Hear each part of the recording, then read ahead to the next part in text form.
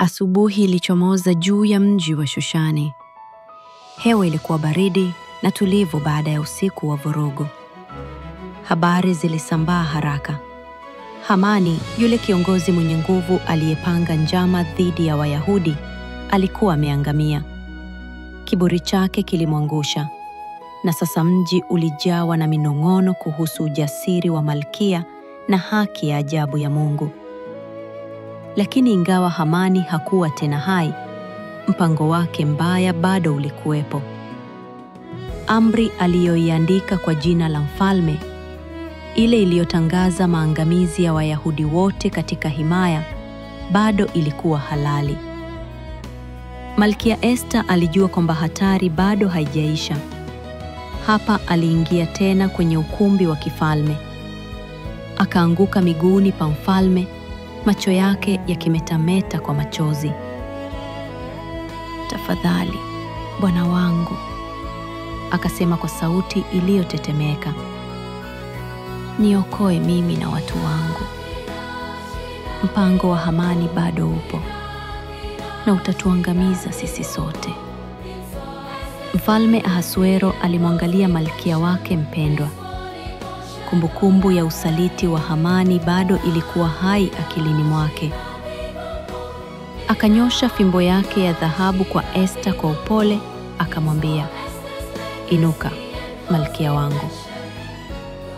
Ni nini unachotaka?" "Kitafanyika."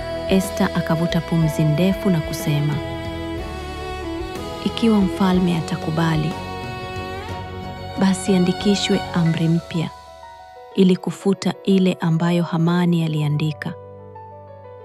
Amri inayotangaza maangamizi ya watu wangu. Kwa maana ninawezaje kuvumilia kuona maafa hayo yakiwapata?"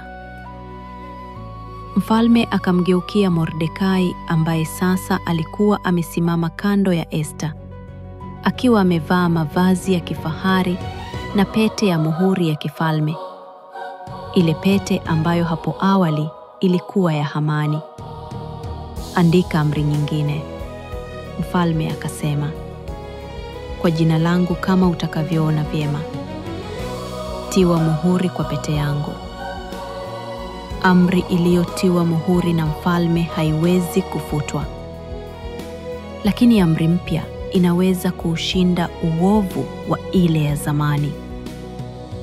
Mordekai akaanza kazi mara moja. Waandishi wa kifalme wakaitwa kutoka kila jimbo la himaya, kuanzia India hadi Kushi. Wakaandika amri hiyo mpya kwa kila lugha na maandiko. Ujumbe ulikuwa wazi. Mfalme anawapa Wayahudi katika kila mji haki ya kujilinda. Wanaweza kulinda familia zao, nyumba zao na maisha yao dhidi ya yeyote atakayewashambulia. Amri ilipokamilika, wapanda farasi wa kifalme waliopanda farasi wa kasi wakatuma ujumbe kote katika himaya. Farasi wale wale waliokuwa wametumika kubeba ujumbe wa kifo kutoka kwa Hamani, sasa wakibeba ujumbe wa uhai na wokovu. Walipokuwa wakikimbia kupitia milango ya miji na barabara za vumbi, habari njema ilisambaa kama alfajiri inayoangaza. Katika mji wa Shushani, watu walikusanyika kusikia amri mpya ikisomwa kwa sauti. Furaha ilienea miongoni mwa Wayahudi. Machozi ya hofu yakageuka kuwa kelele za sifa. Watoto walicheka na kucheza mitaani. Akina mama walinyoosha mikono yao kumshukuru Mungu. Akina baba walikumbatiana kwa furaha. Kwa mara ya kwanza baada ya miezi mingi, matumaini yalijaa hewani. Mordekai alitoka katika jumba la kifalme, akiwa amevaa mavazi ya kifahari ya buluu na nyeupe, akiwa na taji kubwa ya dhahabu kichwani na joho la zambarau la kitani safi. Watu walishangilia walipomwona. Wakapaza sauti, Mungu amebadilisha kilio chetu kuwa shangwe.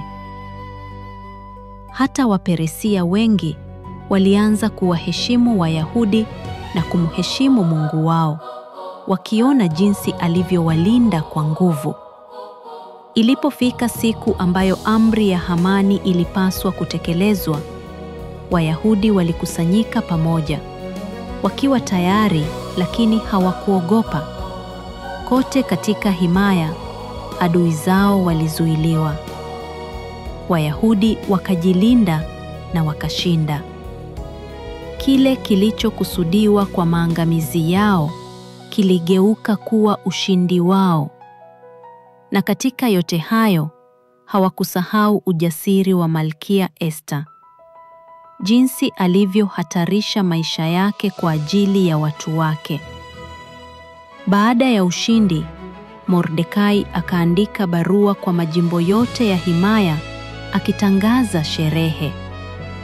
Huu utakuwa wakati wa kukumbuka, akasema.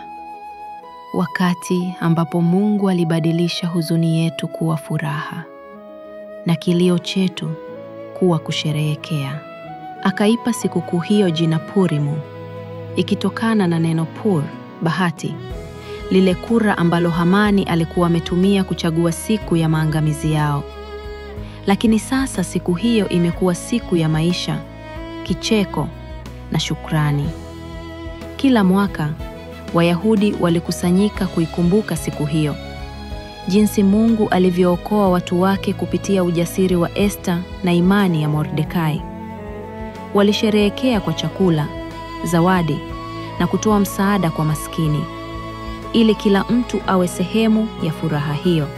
Baada ya siku hizo, amani ikarejea tena katika himaya ya Uajemi.